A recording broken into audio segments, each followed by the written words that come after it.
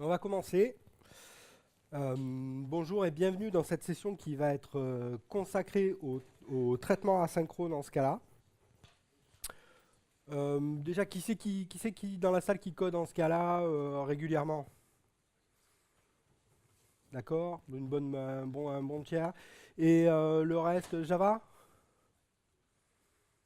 Ouais, il y a du JavaScript un peu? On fait de l'asynchrone aussi en JavaScript? Ouais, un petit peu, allez. Moi, je vais commencer par me présenter. Je m'appelle Brice Leporini, j'écris du code Java depuis longtemps, à peu près une quinzaine d'années, et du code Scala depuis un peu moins longtemps. J'ai commencé il y a 4 ans, j'ai dû faire 1 an et demi, 2 ans à plein temps de Scala. Qu'est-ce que je peux vous dire d'autre à mon sujet? Bah, j'aime bien troller. J'ai un blog, alors il n'est pas mort, mais je vous promets, je vais remettre des billets dessus. Et j'ai un compte Twitter, c'est @blep, et vous pouvez me suivre. Alors, moi, j'aimerais commencer cette présentation en plantant le décor et en rappelant une différence fondamentale qu'on va trouver entre les traitements synchrones et les traitements asynchrones. Et pour exprimer cette différence, j'ai choisi de dire qu'on avait un traitement qui se déroulait en 3 temps. Premier temps, on consomme de la CPU, deuxième temps, on attend, troisième temps, on consomme de la CPU. Euh, Globalement, on pourrait apparenter ça à le traitement d'une requête HTTP. C'est-à-dire que dans le premier temps, bah, vous allez parser les paramètres de votre requête, appliquer des validateurs, binder ça dans un modèle métier, appliquer des règles métiers, puis d'un coup, on va s'adresser à un système externe. Alors ça peut être une base de données, ça peut être un autre web service. Et puis quand on reçoit la réponse, eh ben, on génère la restitution, on consomme à nouveau de la CPU. Et dans mon exemple, on va se dire que j'ai besoin de traiter 2 fois ce type de tâche, mais sur un seul thread. Donc, en synchrone, bah, l'enchaînement il est naturel. On va enchaîner les deux traitements tels qu'ils sont définis. Donc CPU, j'attends, CPU, ensuite CPU, j'attends et CPU. En asynchrone, les choses sont un peu différentes, puisqu'on va se dire que c'est dommage de payer la CPU à rien faire. Donc, à partir du moment où on a terminé la première étape du premier traitement, au lieu d'attendre bêtement le retour et de rien faire pendant ce temps-là, on n'a qu'à commencer la tâche d'après. Mais pour pouvoir faire ça, ça veut dire qu'on utilise des API qui sont non bloquantes. Donc déjà, ça veut dire, si vous devez faire du JDBC, c'est un peu compliqué parce que JDBC repose sur JavaNet Socket. Et donc vous n'aurez pas la possibilité, d'avoir un appel non bloquant. Ça, c'est la première des choses. Donc déjà, ça conditionne le choix de vos outils. Et la deuxième des choses, c'est que pour pouvoir reprendre le travail là où il en était, il faut stocker ce contexte d'exécution pour qu'il puisse être repris quand l'appel a retourné. Et ça, c'est ce qu'on appelle, une callback. C'est-à-dire que en JavaScript, ça va être une fonction. En Java 8 et en Scala, ça va être une lambda. Pourquoi je vous parle de ça? Parce que donc du coup, ce qui est important d'avoir en tête, c'est que si vous avez une décision de conception que vous deviez prendre une décision de conception, à un moment donné, pour savoir si vous devez faire du synchrone ou de l'asynchrone, faut savoir que ça va être dimensionnant dans le design de votre application. On change vraiment l'enchaînement des appels. À ce propos, sur le blog technique de Netflix, ils expliquent que quand ils ont développé Zool 2, ils sont passés du modèle synchrone à l'asynchrone et ils expliquent tous les problèmes qu'ils ont rencontrés et à quel point ça a contaminé toutes les applications. Donc réfléchissez bien, je vais y arriver, aidez-moi. Parce que si vous savez que vous devez traiter 500 utilisateurs au max, avec une conception synchrone, ça passe quoi. Maintenant, si vous êtes drivé par vos outils, vous n'aurez peut-être pas le choix. L'autre aspect que je voudrais souligner, c'est que c'est pas la performance que vous allez majoritairement traiter quand vous allez faire de l'asynchrone. Alors forcément, si vous avez à traiter une requête HTTP qui débouche sur deux appels de services distants, si vous les faites en asynchrone, vous allez réduire le temps total vu de la fenêtre du navigateur. Mais vraiment, ce que vous allez traiter quand vous êtes dans une conception asynchrone, c'est la scalabilité. Vous serez en mesure de traiter plus de requêtes que plus de travaux qu'en synchrone.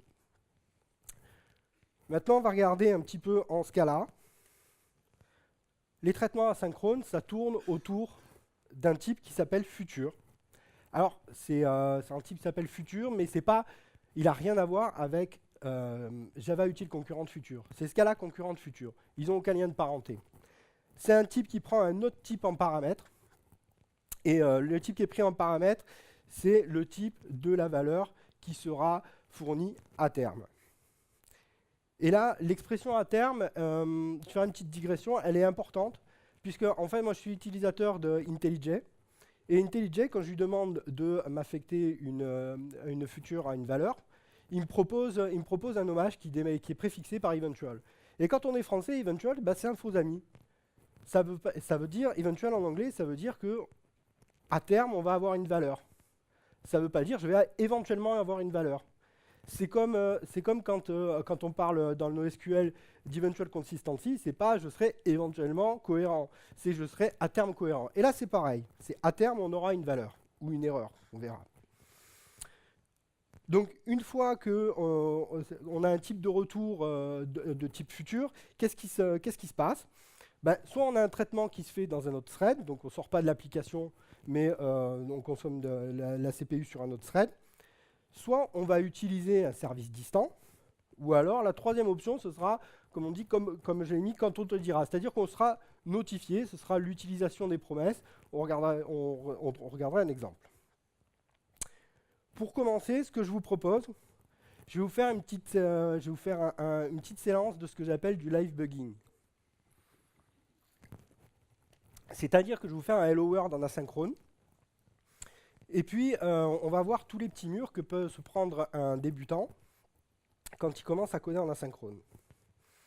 Donc, on l'a dit, ça tourne autour du type futur. Donc, c'est un futur. Ça va me renvoyer une string, hello world. Je l'affecte. Il va afficher le type, super. Donc, eventual string. Maintenant, je vais pouvoir récupérer ce qu'il y a là-dedans. Donc, eventual string, qu'est-ce qui se passe? Donc, je récupère la valeur. Je fais un get là-dessus, puis c'est un try, donc il faut encore que je fasse un get. Et là, ne vendez pas la mèche. Hello, et là, pareil, je spécifie le type, et je vois bien que c'est une string, et je fais un type de hello. Et je vais exécuter ça. Donc c'est du Scala, ça compile, il faut que je meuble. Alors, c'est même pas parti, puisqu'en fait, ça compile même pas. Ça compile même pas, on va regarder un petit peu le message d'erreur qui nous est donné. Il dit « Cannot find an implicit execution context ».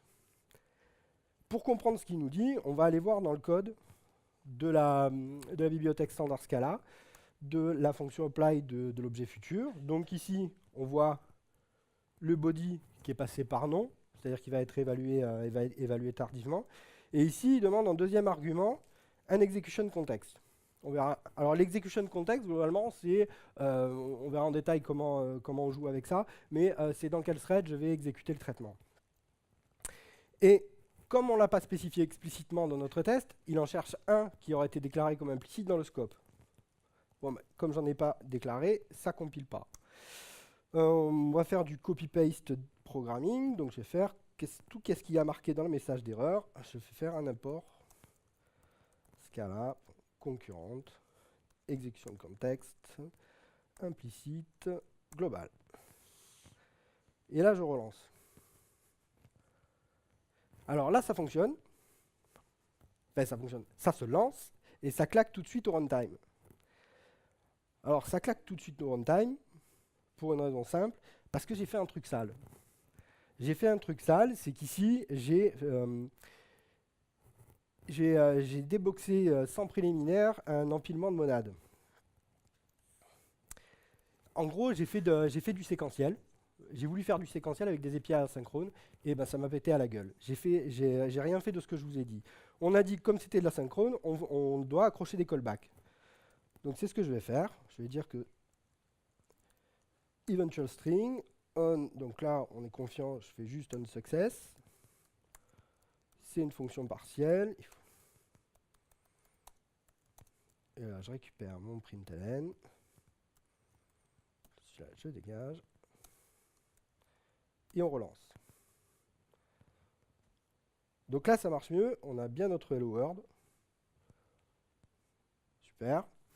Maintenant, juste on l'a récupéré, on a fait hello world, mais on voit pas bien que ça se lance dans d'autres threads. Donc ce qu'on va faire, c'est qu'on va loguer un peu. Info, ouais, je mets starting.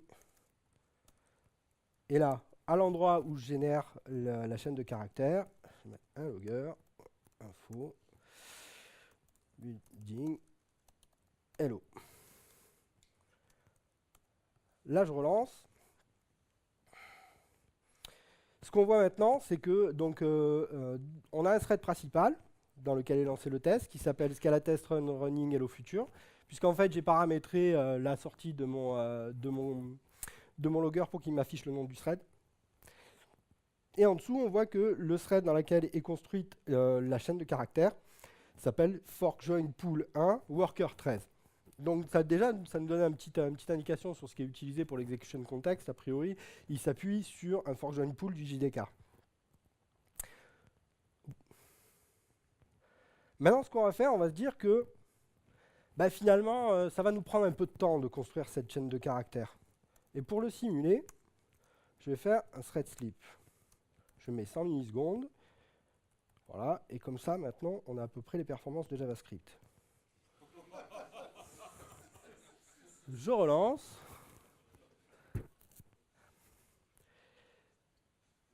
Et là, donc, il n'y a plus Hello World qui s'affiche. On a bien nos loggers, mais il n'y a plus Hello World qui s'affiche. Et ça, c'est un truc, même quand on a l'habitude de la programmation asynchrone, je pense que on doit se faire avoir au moins une fois par an. C'est que ce qui se passe, c'est que le thread principal s'est éteint avant que le thread dans lequel on a délégué le traitement soit terminé. Donc, on a un objet en Scala qui s'appelle await, avec une fonction qui s'appelle result. On lui passe le futur, et on lui dit qu'il va attendre pendant une durée infinie, puisqu'on est confiant. Et là, hello apparaît. Maintenant, ce qu'il faut bien comprendre, c'est qu'à partir du moment où on fait rentrer await, c'est fini, on n'est plus asynchrone. C'est-à-dire que le thread qui appelle await, il est bloqué sur sur l'échéance de la future. Donc, ce qui veut dire que await dans vos tests, why not, il n'y a pas de problème, ça peut servir, ça va rendre des services. En revanche, dans votre code de prod, await c'est plutôt réservé à la limite dans du code d'initialisation, pour ne pas se traîner des futurs tout le long de votre application. Mais si vous mettez un await dans le traitement d'une requête HTTP, le traitement de votre requête HTTP, à un moment donné, il devient bloquant, il est plus asynchrone. Voilà. Au passage, du coup, ce qu'on a vu, ce que nous montre un futur nous montre que si elle encapsule un option, ça c'est une vue d'extérieur, hein. Elle encapsule une option. Si l'option il n'y a pas de valeur, donc c'est none, ça veut dire que le futur n'est pas terminé. Et si l'option contient une valeur, alors ça veut dire que la future est arrivée à échéance. Mais si elle est arrivée à échéance, il y a encore une gestion de cas à faire. C'est soit ça a marché, soit ça a échoué, et tout ça c'est encapsulé dans un type try. Alors ça c'est juste pour illustration, parce qu'on ne va pas trop jouer avec ça, si ce n'est que dans les étapes finales. On va voir ça un peu plus tard. Et je vous ai parlé un petit peu de monades tout à l'heure, puisque j'ai dit que j'avais fait un truc dégueulasse avec les monades. Et je vais passer quelques minutes à vous parler des monades.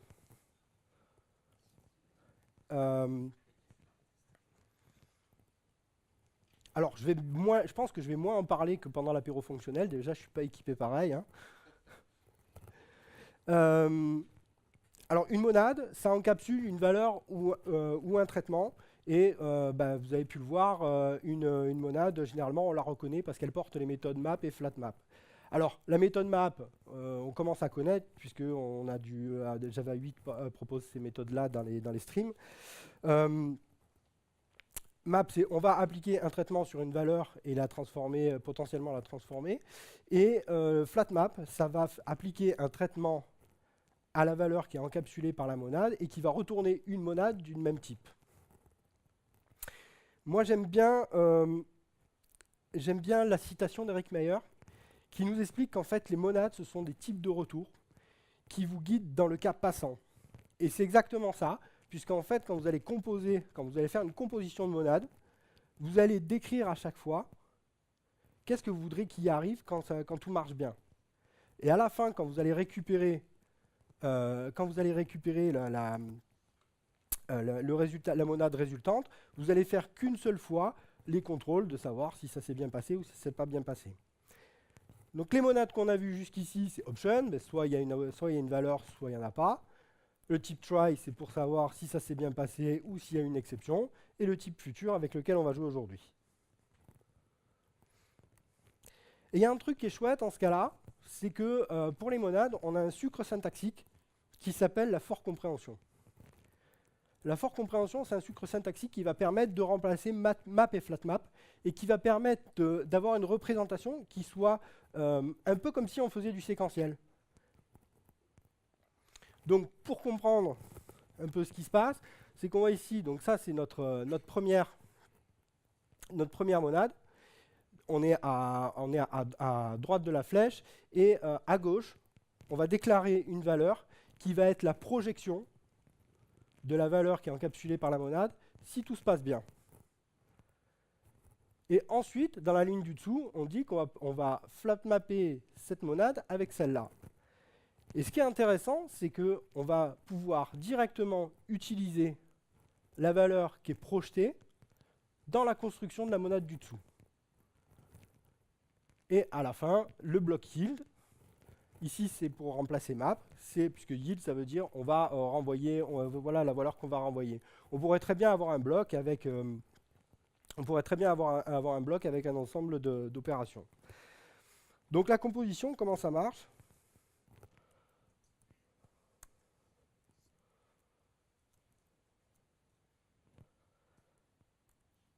Ici, donc je fais une composition, je refais mon hello world, mais je le découpe en deux futurs. Donc une future pour hello, une future pour world. Je fais tourner ça. Et on voit bien qu'on a hello world. Maintenant, on va se dire que construire des chaînes de caractères, ça nous prend plus de temps que ça. Et donc pour que ça nous prenne un peu plus de temps, ici j'ai une petite fonction qui va générer de façon artificielle de la charge CPU pendant un temps qui est paramétrable dans le premier argument et qui va retourner la valeur qui est passée en second argument. Donc ici on va dire que construire hello ça va nous coûter 4 secondes et construire word ça va nous coûter 2 secondes. Là, comme ça on va avoir les perfs de PHP.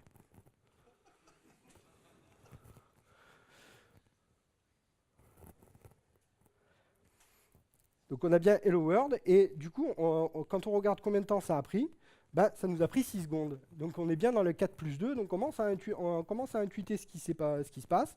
Et pour mieux le comprendre, ce que je vous propose, c'est qu'on va regarder un peu au profiler ce qui se passe.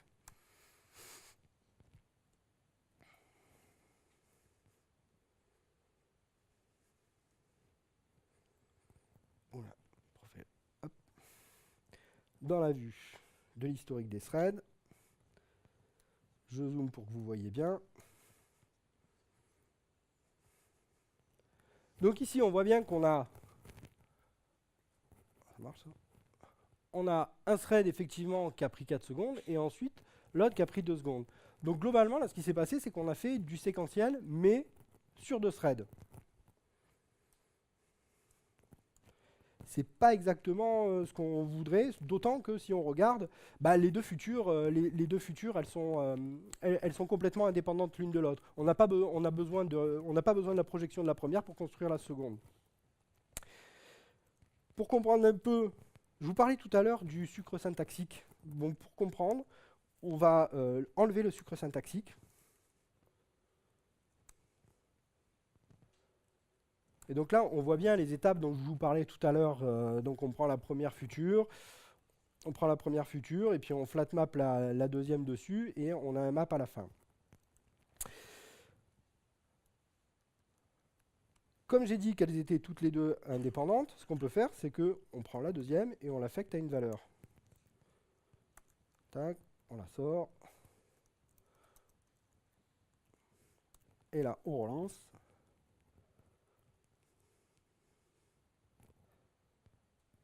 « 4 secondes. Donc là, effectivement, c'est ce que je vous disais tout à l'heure. Si vous pouvez jouer deux futures en parallèle, si elles ne sont pas dépendantes l'une de l'autre, à ce moment-là, vous allez gagner en performance. Mais si jamais vous avez une future, la deuxième future qui dépend de la première, bah vous n'irez pas plus vite. Vous serez simplement plus scalable.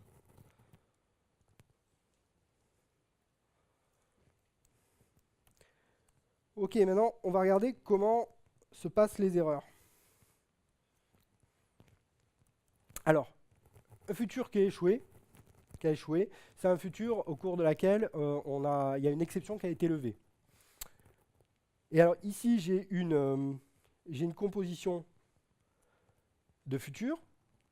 Et ce qui va se passer, c'est que la première va être lancée, la deuxième va arriver en échec tout de suite, donc du coup, il ne va pas lancer la troisième. On est en mode fail fast.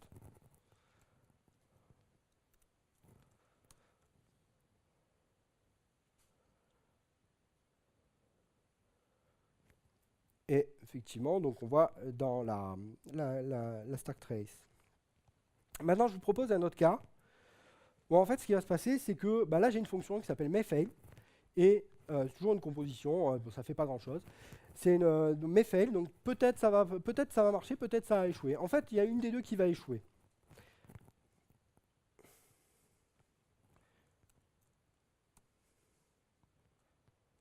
Effectivement, ça échoue. On va regarder. Alors. Et ce qui se passe ici, c'est qu'on voit effectivement qu'on a notre fonction mayfail qui est appelée dans le petit objet utilitaire que j'ai créé. On suit notre call stack. Et puis après, on se retrouve dans la call stack dans les stack frames, on retrouve que le code de la bibliothèque standard Scala. Et tout ça pour une bonne raison, puisqu'on a dit c'est non bloquant. Donc ça veut dire qu'à partir du moment où on a une future qui est retournée, ça veut dire que l'erreur qui va se produire, elle va se produire dans un autre thread. Donc ils ne peuvent pas reconstruire, il n'est pas possible de reconstruire la pile d'appel de l'appelant. Et ça, en fait, ça va être le principal problème que vous allez rencontrer quand vous allez faire des traitements asynchrones, c'est quand ça va échouer, pour savoir d'où ça échoue, là c'est la merde. À titre d'illustration, ici, donc moi j'utilise pour cette conférence, j'utilise la Stack Play Framework. Et ici, je démarre un petit serveur de test qui va monter un contrôleur qui va répondre sur get slash, sauf qu'il va mettre 3 secondes à répondre. Et quand ce serveur sera prêt, je vais lancer une fonction avec un client de web service qui va appeler slash, mais avec un timeout d'une seconde. Donc forcément, ça va merder.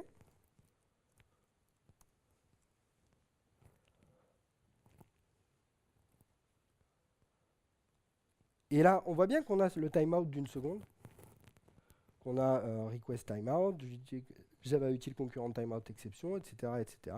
Et on regarde et on n'a que le code du client. Il n'y a pas le code de votre appli. Et ça, c'est la vraie difficulté pour débugger des problèmes asynchrones. Maintenant, je vais vous montrer un autre cas qui est un peu marrant, que j'aime bien. Là, je vais lancer une fonction qui va me renvoyer un futur qui va lever une exception, on fait une erreur. Sauf que ce qui se passe, donc on voit bien la stack trace ici, ce qui se passe, c'est que le test il continue à tourner. Donc ça veut dire que pour lui, la future elle est ni finie, ni en échec. Et ça peut durer longtemps. Pour comprendre un peu plus, on va regarder ce qui s'est passé. C'est que j'ai lancé une out of memory error. Je l'arrête. Pour comprendre, donc on le voit ici, j'ai lancé mon out of memory error. Pour comprendre, on va retourner dans le code de la bibliothèque standard Scala. Et là, on va plonger dans l'implémentation un peu de la méthode de la fonction apply. Donc ici, on instancie un promise completing runnable. Donc déjà, ça commence à ressentir un petit peu le Java. Là, c'est un runnable.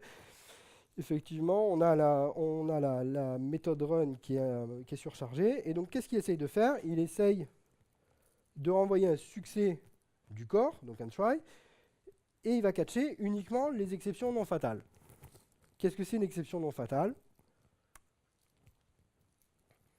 Une exception non fatale, c'est tout ce qui n'est pas virtual machine error, thread def, etc. Et c'est marqué en commentaire, virtual machine error includes out of memory error. Donc du coup, c'est une out of memory error, sa pattern ne match pas, et donc la future, elle n'est pas en erreur. Pourquoi je vous parle de ça? Au-delà du trick, ce qui va être intéressant de regarder, c'est qui est le susceptible de lever des out of memory errors. Pour rappel, moi historiquement, donc je vous l'ai dit, je suis développeur Java. Donc quand on a une out of memory error, article 2 du manuel du parfait petit développeur Java, j'essaye de faire un thread dump pour essayer de comprendre d'où ça vient.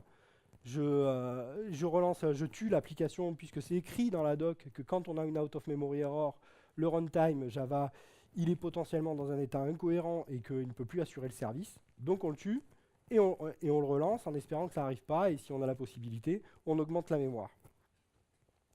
Sauf que si on regarde un petit peu, ici on tombe dans du code où c'est du code Java, donc c'est pas le runtime qui nous envoie ça.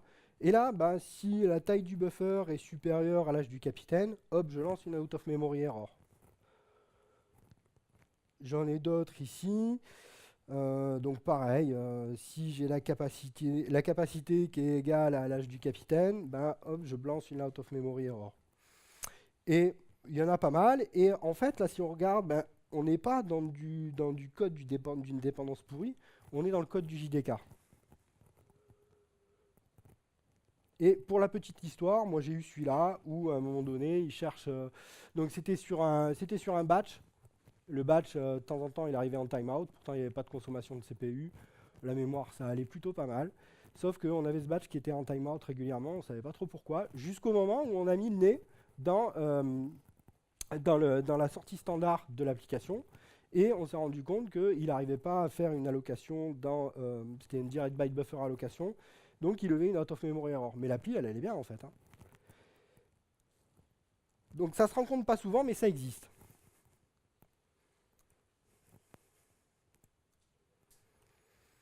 Alors maintenant, je vais vous montrer un truc qui peut être un peu déroutant.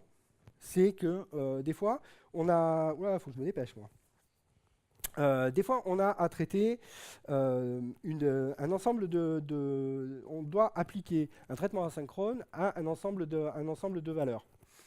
Donc là, le cas que j'ai retenu, c'est on va incrémenter de façon asynchrone une liste d'entiers. Et ce qui est complexe, c'est que si vous faites ça dans le traitement d'une requête HTTP, par exemple, on vous poste une liste d'entiers, et puis vous devez appliquer un traitement asynchrone, du coup, ça vous renvoie une liste de futurs d'entiers. À partir d'une liste de futurs, quand est-ce qu'on termine la requête? Quand est-ce qu'on commence à renvoyer le 200? C'est ça qui est qui peut être un peu complexe. Et là, on a l'objet futur qui va nous proposer une fonction qui s'appelle séquence, qui va prendre en paramètre une liste de futurs. En vérité, c'est un traversable ones de futurs, mais ça, on ne va pas rentrer dans le détail, et qui va vous renvoyer un futur de liste.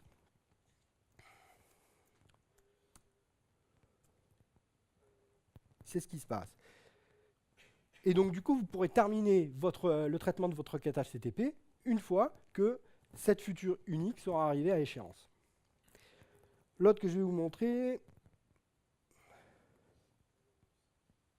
c'est traverse. C'est la petite sœur de séquence, sauf qu'elle va nous permettre d'économiser encore une ligne de code. C'est-à-dire que là, directement à traverse, on va lui passer la liste de quelque chose, et la lambda qui va transformer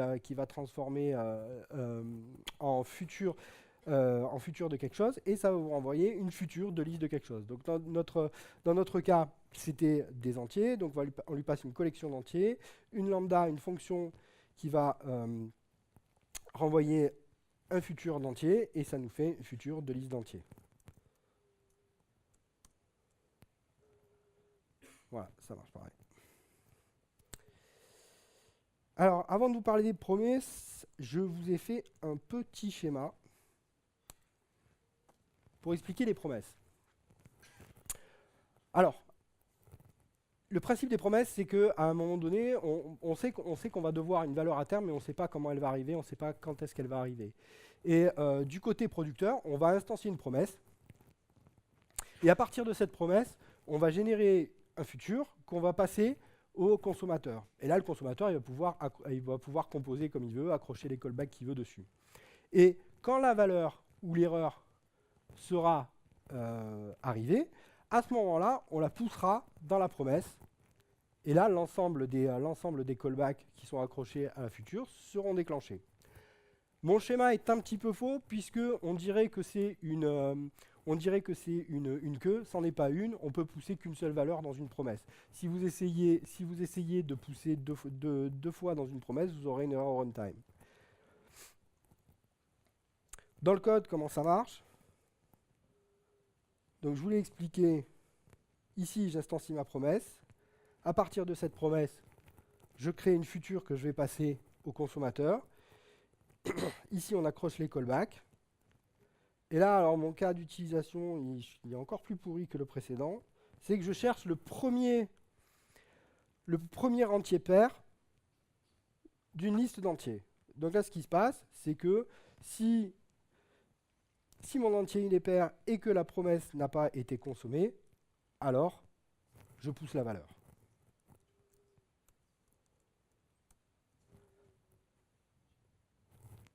Sans surprise.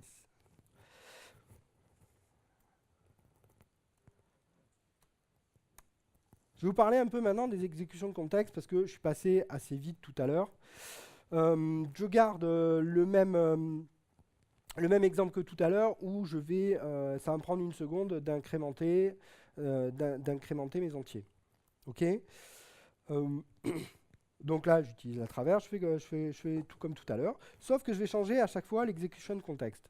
Donc je vous l'ai dit, l'execution context, ça va servir à la future pour savoir dans quel thread trouver un thread pour attribuer le traitement.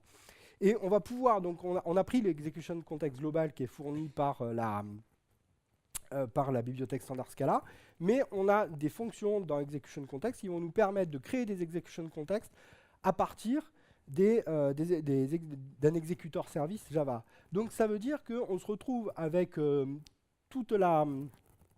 on va se retrouver avec tout ce qu'on peut faire dans le JDK, tout le raffinement que va nous donner le JDK pour créer des pools de threads. Ici, je vais commencer avec un pool d'un thread.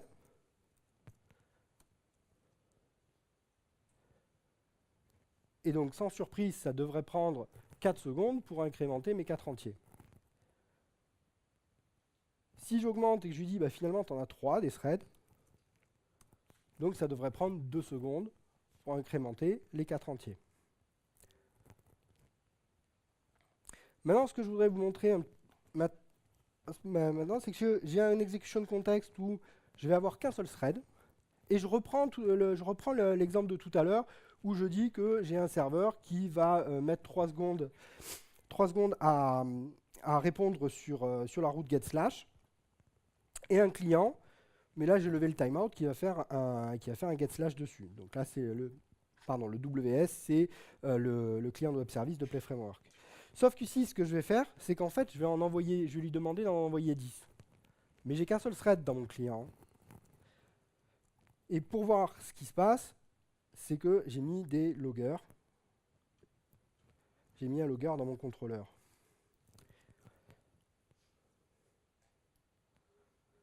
Et là, ce qui est intéressant, c'est que finalement, on a vu les logs qui arrivent tous en même temps. C'est-à-dire qu'on est arrivé à cet endroit-là quasiment simultanément. On ne voit pas les 3 secondes. Les 3 secondes, elles arrivent après, et pourtant on n'avait qu'un seul thread.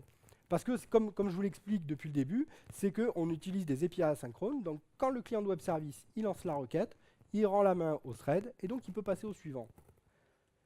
Pourquoi je vous parle de ça? Parce que finalement, ça illustre directement que même avec un seul thread, vous pouvez défoncer une API.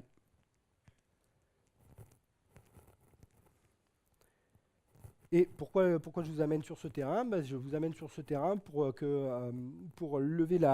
parler du concept de back pressure, que je ne vais pas aborder ici, mais que je vais vous inviter sur lequel je vais vous inviter à vous y intéresser. Parce que dès qu'on fait de la programmation asynchrone, effectivement, on utilise des clients asynchrones, et globalement, on peut avoir des problèmes de ce genre. Un serveur qui va commencer à renvoyer des too many requests, un nœud d'ingestion Elasticsearch qui va vous dire qu'il n'y arrive plus. Et tout ça, on va le faire avec un seul thread.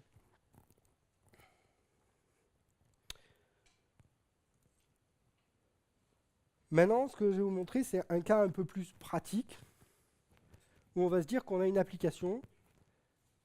On va regarder un petit peu comment on va gérer les erreurs, parce que je vous ai parlé des exceptions. Les exceptions, c'est pas terrible. On a une application qui va faire un get sur un serveur. Le serveur va renvoyer une valeur, et une fois qu'on aura la valeur, on va enchaîner, on va composer pour lui envoyer un post sur le temps qu'il fait. Donc mes cas de démonstration sont toujours aussi pourris. Vous pouvez le tweeter, hein, c'est pas... Et comme là, le cas du HTTP est intéressant, puisqu'en fait, une requête HTTP, on va avoir une réponse, mais quand on a une réponse, c'est pas forcément que ça s'est bien passé, hein. Quand on a une réponse, on va regarder si on a eu 200, si on a eu 400, si on a eu 500, pour savoir si ça s'est bien passé ou pas.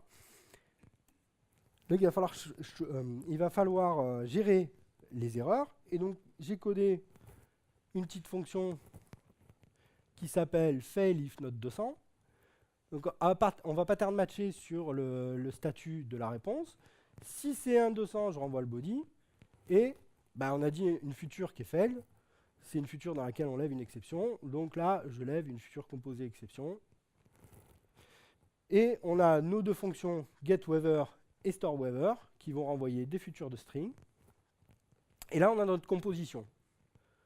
Donc si je fais un getWeather, storeWeather, et à la fin, je produis la valeur qu'il y a ici. Ce qu'il n'y a pas à l'écran, c'est quand on va pattern matcher sur le résultat final pour savoir si on a une valeur ou si on a eu une erreur. Et on ne fait pas de la programmation fonctionnelle pour lancer des exceptions. C'est pas terrible. D'ailleurs, c'est un vieux troll en Java, comment on doit utiliser les exceptions. Mon avis, qui n'engage que moi, c'est que une exception, moi je veux bien avoir un read timeout, un connect timeout, un file system full dans une exception. Mais d'avoir le code d'une requête HTTP, le code de retour d'une requête HTTP dans une exception, j'ai pas envie. Je préfère que ce soit utilisé vraiment exceptionnellement. Donc pour sortir des exceptions, ce que je vous propose, c'est de nous appuyer sur un type qui s'appelle le type Either, qui fait partie de la bibliothèque standard Scala, qui dit, c'est un type qui prend deux autres types en paramètres, et il dit, soit je porte une valeur du type A, soit je porte une valeur du type B. Par convention, si c'est une valeur de type A, ce sera un left qui porte une valeur de type A, et par convention, c'est une erreur. Si c'est une valeur de type B, par convention, ça s'est bien passé. Donc on va regarder ce que ça donne dans notre conception. Donc j'ai modifié ma méthode writeIf200. Donc maintenant, elle renvoie un either de future composé error string, puisque du coup, en fait, ce qui s'est passé ici, c'est que si ça se passe bien, je renvoie un write de body, et si ça se passe mal, je renvoie une write d'une future composé error, et là, du coup, c'est une case class, donc potentiellement, je vais pouvoir pattern matcher dessus. Ça impacte mes méthodes getWeather et storeWeather, puisque maintenant elles renvoient des futurs de either, de futurs composés error ou string. Et là où ça devient naze, c'est que dans ma composition, ben, du coup, pour passer de la première future, la composer avec la suivante, ben, je dois vérifier que ça s'est bien passé. Je dois vérifier que c'est bien un write qu'on m'a renvoyé. Sinon, je suis obligé de tout faire failer. Et là, on a fait revenir de la complexité accidentelle dans notre belle composition, puisque le but de cette for compréhension, c'était de se dire, ben, on va détailler le cas où ça se passe bien. Et là, on vient de sortir du cas où ça se passe bien, on est obligé de mettre de la gestion d'erreur dans la composition. Donc, ce n'est pas satisfaisant.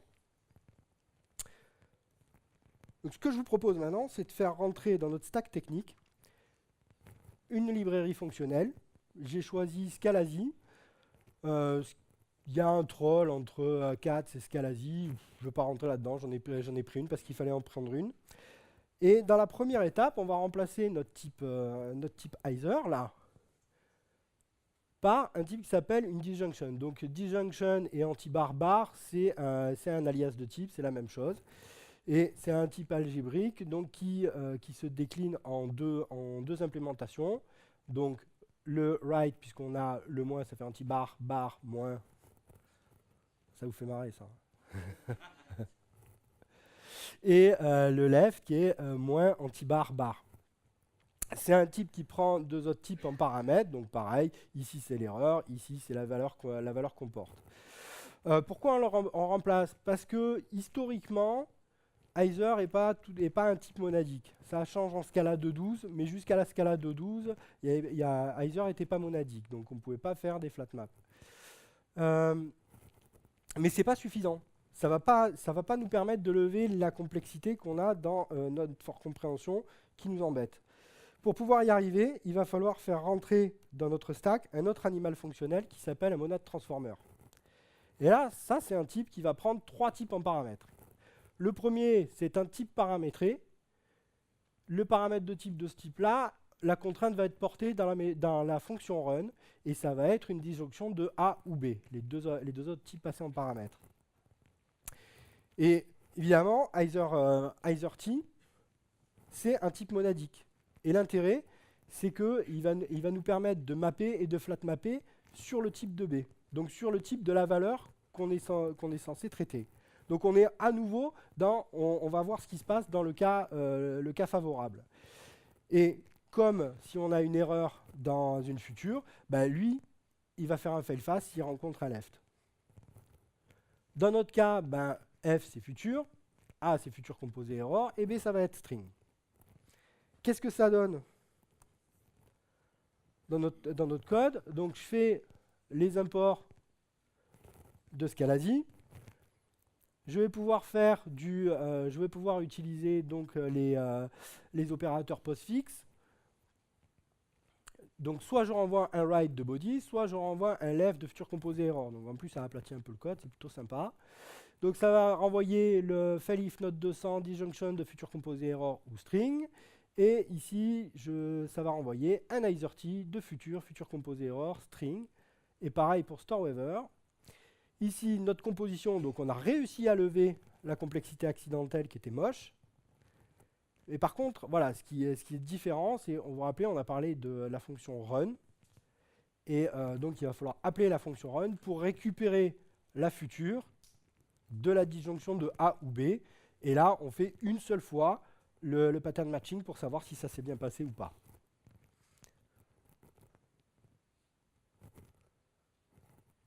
Voilà ce que j'avais à vous montrer. En référence, je vous ai parlé des monades, mais vite fait, mais il y a quelqu'un qui en parle vachement mieux que moi, qui s'appelle François Saradin, qui a donné une conf en 2013 ici. Et donc elle est sur YouTube, si vous voulez voir des cas concrets, si vous n'êtes pas encore à l'aise avec les monades après l'apéro fonctionnel, allez voir cette conf, elle est vachement bien. Voilà, il me reste 55 secondes pour les questions. Sinon, on parle après.